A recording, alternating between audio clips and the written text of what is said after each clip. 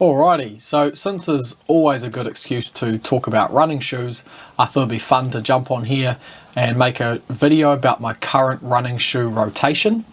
And my goal for this video is to provide you a little bit of insight as to how I select my own shoes and how this might help you think about how to structure your own running shoe rotation to suit your running needs. There's actually quite a lot that goes into selecting which shoe is going to benefit you the most, dependent on your own running mechanics and your own running goals, what terrain you're running on, what kind of speed workouts you're doing, how many long runs you're doing. So I thought we'd just go into that. I'm going to break down each individual shoe that I wear on a weekly basis, and to give you a bit of context, I am currently training for obstacle racing and also ultra marathons and also regular marathons. So my training involves quite a variety of terrain, including road running, trail running, and also gym work as well, so strength and conditioning in the gym. So we're going to cover all of that today, why I select each shoe, how it benefits me, and how this can also help reduce injury risk and increase performance with running. So let's get into it. Alrighty, so we're going to kick things off with the Vibram V-Run. So before I became quite obsessed with buying and spending all my money on running shoes, this was actually my all-around go-to workhorse for basically every running session, every strength and conditioning session. I'll take this on the road, I'd take this on trails, I'd work out in the gym with these shoes. And these are one of the early Vibram models that I started wearing when I transitioned to minimalist and barefoot footwear primarily. Yeah, so that's very near and dear to my heart, this shoe. But nowadays it's taken a bit more of a back foot since I've become more specific with my shoe selection. So I'll take this shoe every now and then on a road run, but primarily now this is left for either a treadmill session if I'm doing just a nice light early morning wake up session on the treadmill, or I might be doing some intervals, and also if I'm doing strength and conditioning in the gym. I love the comfort of this shoe, allows my toes to be nice and splayed. I can get some good strength work, I can be nice and nimble in these shoes. So if I'm, say for example, pushing a weighted sled and I'm driving through the toes, then I'm getting that extra strength benefit in the feet. If you're familiar with this channel, you know that I'm very big on foot health, and so that's where these shoes play a major role in keeping the feet nice, healthy and strong. And so the next shoe is another Vibram model. Nowadays these are more of my go-to workhorse. These are the V-Trail 2.0. And because I run on a variety of terrain, these are much more practical. So if I'm going on a run that starts off on the road and then transitions into trails, I can take this shoe and it will tackle any terrain. It has amazing traction on the bottom there. I recently ran my first ultra marathon in these, so I covered 100 kilometers in them, and feet felt comfortable the entire time. There's still full traction on the shoe, so it's amazingly durable. And once again, same thing as the V-Run. I'm a big believer in foot health, like I said, so this is my go-to shoe for easy runs and also some speed work. So if I'm doing intervals around a hill, for example, some hill repeats, or even some flat work on the grass, I like to do a lot of running on the grass, then I'll take these shoes as well. So this is quite a general shoe that I could take for most sessions, and it just keeps my running stride nice and light and efficient. So when it comes to running in the Vibram shoes, a lot of the load is going through the calf muscles. So that's why nowadays I run with also cushioned footwear to offset that overload in the calf muscles and provide a bit of variety of stimulus on the body. So that's where variety of shoes starts playing a major role, and that's where the ultra running shoes come in. So this is the Altra Superior 5. This is a trail specific shoe, and now it obviously has a lot more cushioning than the V-Trail. So if my calf muscles are feeling a little bit extra fatigued on any given day, this is where I'll opt for these shoes, as they still have a nice wide toe box, so I can run long distances in them without my feet cramping up. So I'm quite flat-footed naturally.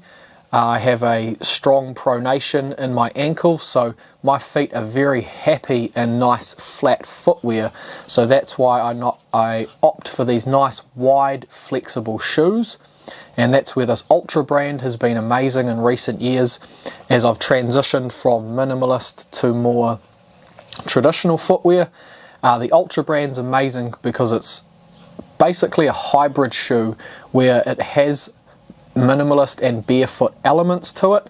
Nice and flexible, nice wide toe box, zero heel to toe drop, so your foot is placed in a natural landing position when you run through your stride, but it provides a bit of extra cushioning which can help when you've got tired legs.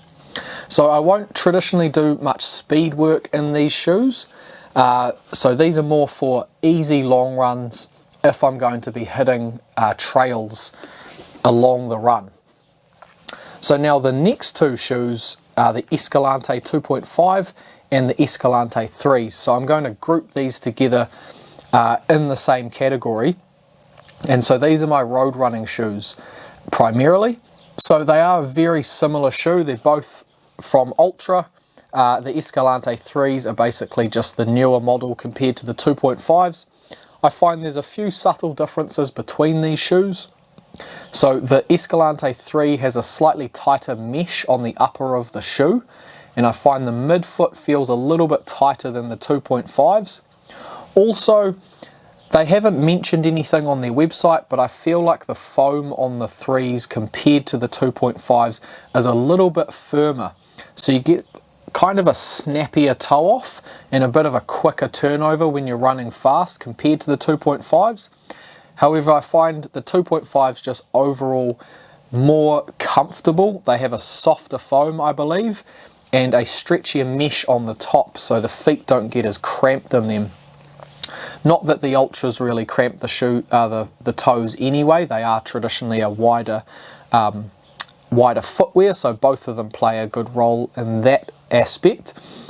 But for example, these shoes, like I said, I will take primarily for a road run. So if I'm not hitting the trails and I don't need to rely on that traction, then I'll take these shoes out.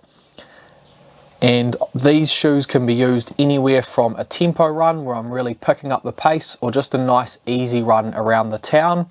Sometimes I'll opt for the V-Trail, even if I'm just running on the roads, if I feel like getting in the nice light footwear. But for the most part, these are my go-tos for road running. Now, speaking of road running, next up is the Asics Gel Nimbus 24.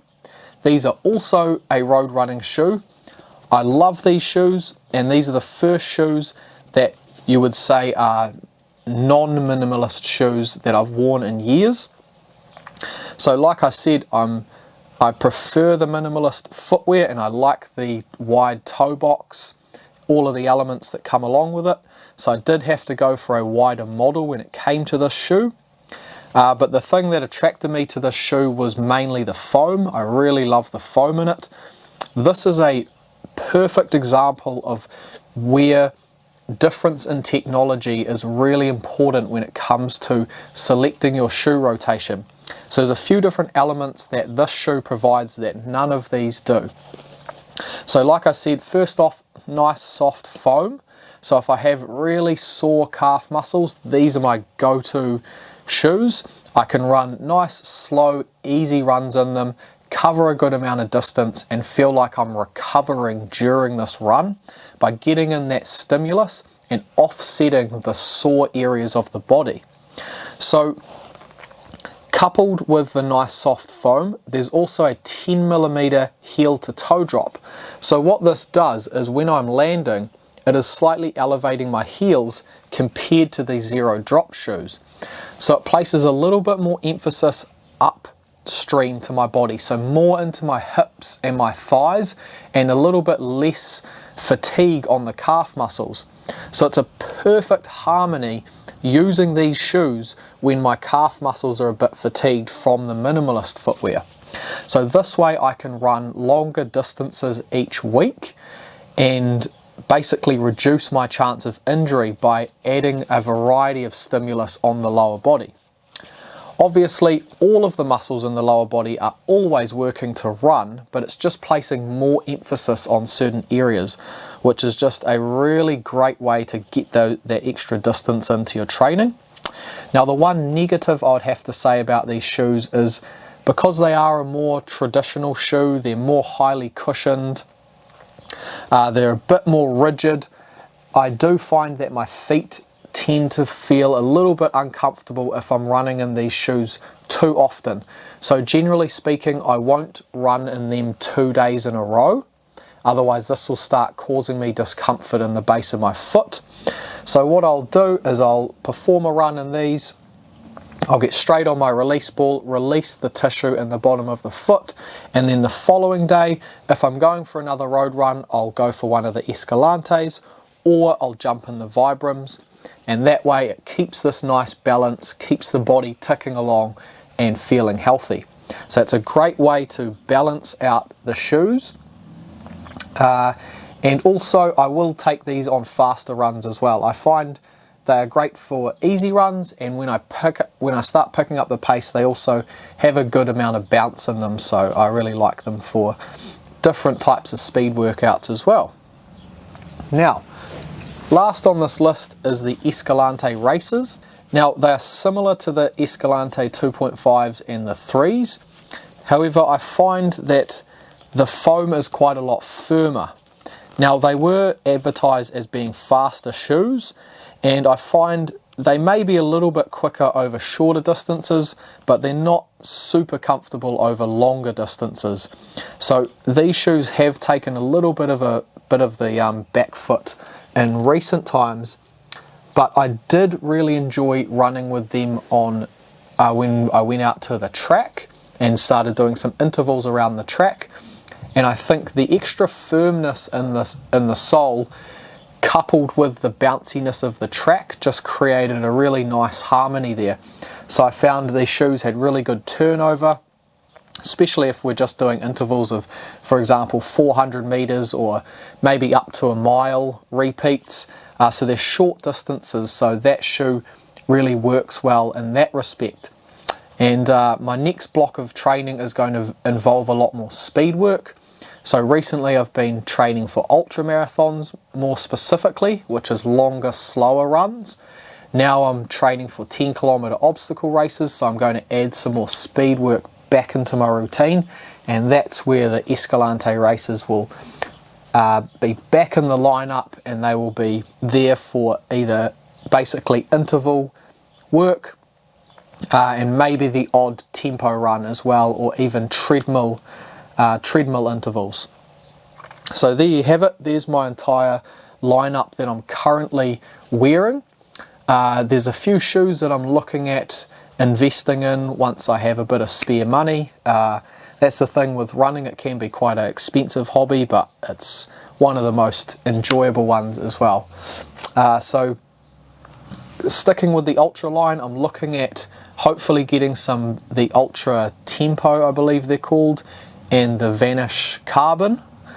I hope I got those names right, and those are basically Ultra's new attempt at creating a super shoe. So myself and a couple friends are hoping to run a sub 3-hour marathon next year, so I think those shoes will probably be my race day shoe as long as they feel comfortable enough. Or I may possibly go with the Asics brand, looking at the Metaspeed Sky or Plus, one of those two shoes. They look like really brilliant shoes. So yeah, I'll be looking at hopefully trying out some super shoes in the new year. That will be really fun, adding in that extra speed work. And yeah, trying to become the best athlete I possibly can be.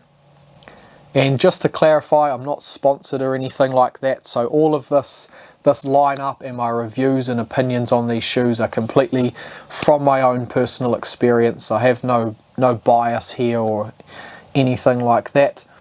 And also, just to finish this video, I thought I would give an honourable mention to good old bare feet. So as I've mentioned, I am a fan of keeping our feet healthy and strong, and so every now and then I'll be doing barefoot hill walking. This is what I'll do to recover after a race. I'll just get the body moving again through nice light walking. I always do that barefoot. And also, as part of my training, I also like to do the odd barefoot sprints on grass. I find the terrain of the grass is nice and soft, and it's just to add that extra power into the feet, especially when it comes to obstacle racing where there's a lot of stopping and starting. So once you've completed an obstacle and you've got to get back up to pace quickly, that's where sprinting, short distances and bare feet is a great way to just add that raw power into your body in that initial takeoff. So that will conclude this video for my current running shoe rotation. I'm planning on getting a few more shoe review videos coming out, and also more training routines for you that you can follow through, and just general training concepts and philosophies just to help you understand what your body's capable of, how to structure your training, how to structure your life to live a healthier, happier lifestyle. So I really hope this video's helped provide you a bit of insight as to how to choose your shoe rotation depending on things like terrain, depending on speed workouts, and also how you run. So like I said, I'm quite flat-footed, and my ankles, I have a strong pronation that benefits me, so I can't wear any shoes that have extra support in them, because it just simply cramps up my feet and does not allow that pronation. So there's a lot of those things to consider when selecting your shoes, whether you've got flat feet, whether you've got a strong arch, whether you're going for longer, slower runs primarily, whether you're doing more speed workouts. Like I said, the terrain, so whether you need a trail shoe with a good grip, or whether you're just after a nice snappy road shoe that has nice soft cushioning to get you bouncing along the roads. All of those things are something to consider. So yeah, really hope this video helped, and I've got lots more on the way. So thanks so much for watching, and I'll see you in the next one. Cheers.